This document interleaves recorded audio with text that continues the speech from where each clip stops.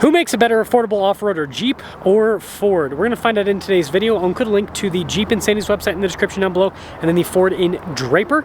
Also include a link to my car buying guide. Let's get into it.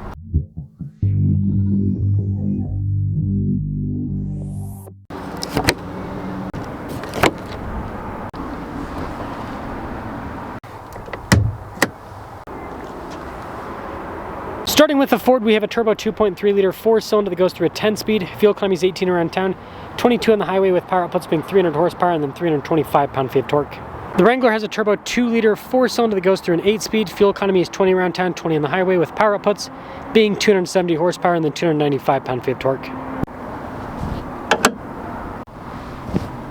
I'm trying to hit 500,000 subscribers before the end of the year. I'd really appreciate it if you'd help out with that. The Bronco we have today is a Big Bend. The Wrangler is a Sport S. Now for that, with the Wrangler you have a plastic bumper. The Bronco also has a plastic bumper. But you'll note the Bronco has upgraded lights, whereas the Wrangler still has halogen lights. Tire and wheel setup on the Bronco is 265 by 70 by 17. The Bronco has independent front suspension but a solid rear axle. The Wrangler's tire and wheel setup is 245 by 75 by 17. And the Wrangler still has solid axles front and rear. The Bronco has a lot of nice painted elements, including the top that's been painted black, but stuff like the fender flares are just exposed plastic.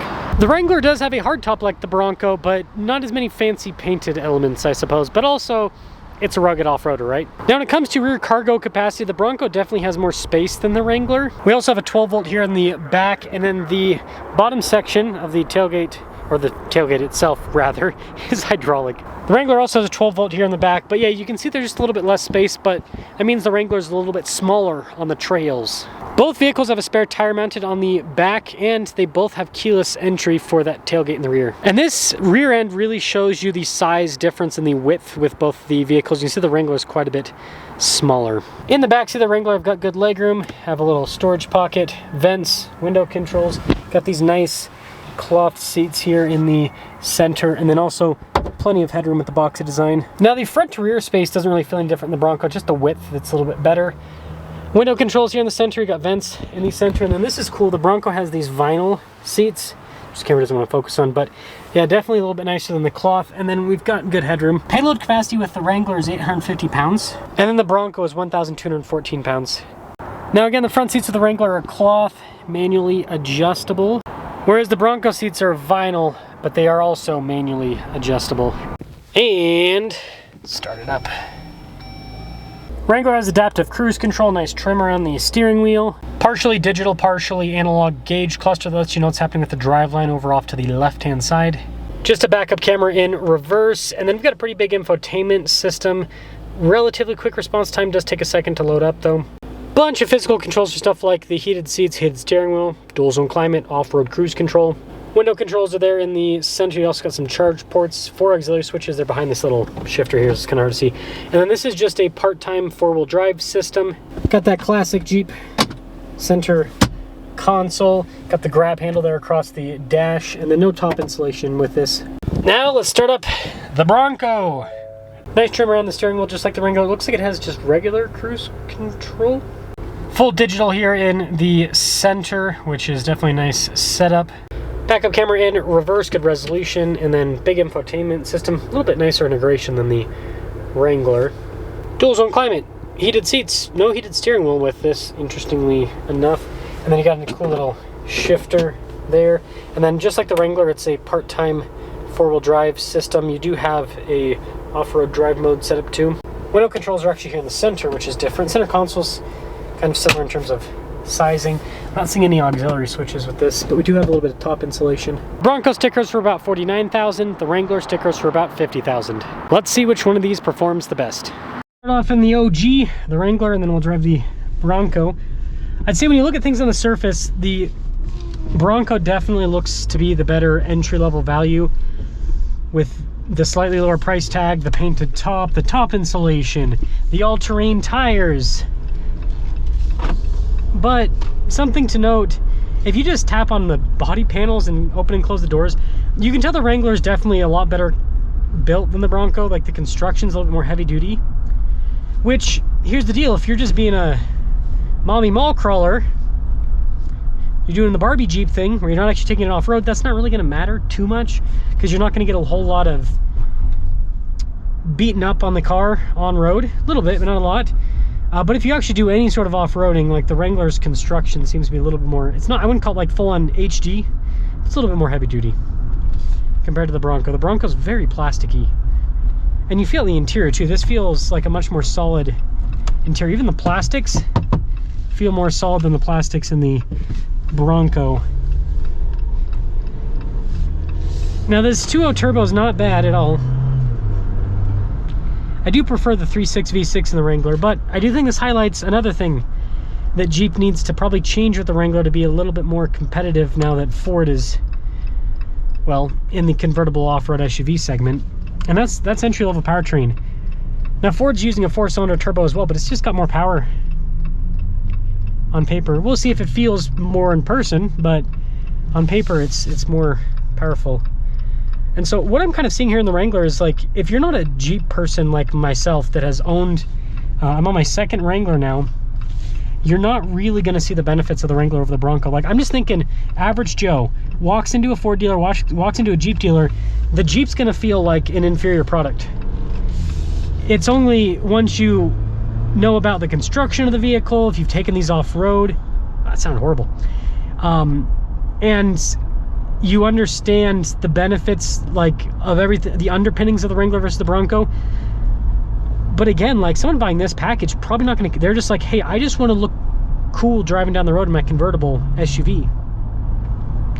So I don't think that the average person's really going to see the benefit. But this does drive well.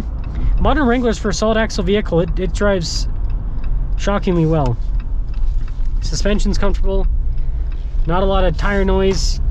Gonna get a little bit of wind noise because of the top, but the Bronco's gonna get that too. The Bronco is better insulated, though, I will say. So yeah, that's the thing that Jeep needs to understand, is unless someone's a Jeep person and understands the underpinnings, and especially in the entry level where they're not really going to care as much, like a Rubicon buyer is going to care more about that stuff than a person that buys a sport like this. So yeah, I think that's something for Jeep to consider with these entry-level Wranglers, is offering a little bit more value with the packaging. But anyways, let's go see what the Bronco's all about. Bronco Big Bend. Also, I think we should convince Ford to change this to the Big Bend, and then just put a giant clock tower on the side. I know it's an American vehicle, but it would still be funny. Actually, tipped over clock tower because we're the ones that beat the British in the Revolutionary War. Okay. Anyways, these seats are more comfortable than the Wranglers. So that's our first win for the Bronco.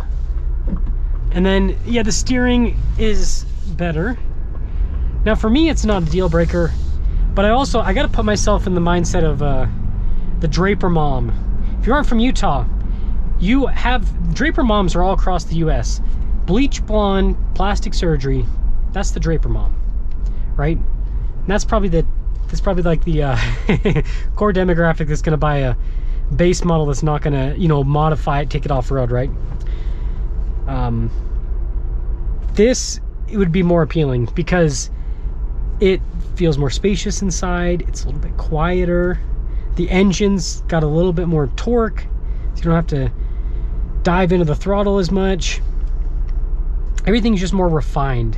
And you can tell that was a big focus with the Bronco. The Wrangler, you can tell they've put so much time, effort, and energy into making that as capable off-road as possible. And it really does show. When you take a Wrangler off-road, you can't beat it. I've taken so many cars off-road, and the Wrangler just can't be beat. But when it comes on-road driving, this, for a convertible, it is enticing. Now, I will say the suspension dampening on the Bronco in general, I don't like it as much as the Wrangler. I feel like you get more body-on-frame shudder with the Bronco. And, you know, I expect this to take a while to get really good because this is Ford's first time jumping back into the segment. Now, I think Ford's going to obviously continue the Bronco this time. They're not going to discontinue it because it's selling quite well. They're selling about as many Broncos as Jeep is selling Wranglers. Like, it's been a big hit for Ford. So I think with that, it'll take time for them to refine this platform, as Jeep has done with the Wrangler. I mean, that JL Wrangler is phenomenal. And that is the one thing to note. When you have a car that's continuously made for decades, right? It's tweaked over time. You know, there's new platforms and everything, but you have the base product and it's just tweaked over time. The end result is really hard to beat whenever anyone tries to jump in this segment. Another example that's much more expensive than this is like the Porsche 911. They have this car. They've been slightly evolving for decades. And so like the 911 as a sports car, supercar, even with certain packages, is a phenomenal driving machine. It's really hard to beat. Everyone comes in and tries to beat the 911 and they just can't do it. So I do kind of feel the same with the Bronco. I think that Ford knew that, and so that's why they didn't make this as off-road crazy. Like it's got a Bronco Raptor version and everything, but I think that's why Ford kind of made this more luxe and more towards on-road driving, because they understand that, you know, Jeep's been working at the Wrangler stuff for decades. So if they want to try to beat the Wrangler somewhere, it's gonna be luxury. So let me know if you like the Big Bend or the Sport S more. I think this proves what the Bronco's kind of focused on, is being a good on-road driving convertible SUV. And I think it shows that Jeep needs to offer a little bit more value with their entry level to make the Wrangler more appealing to the Draper Mom demographic that's going to buy the entry levels. Let me know your thoughts.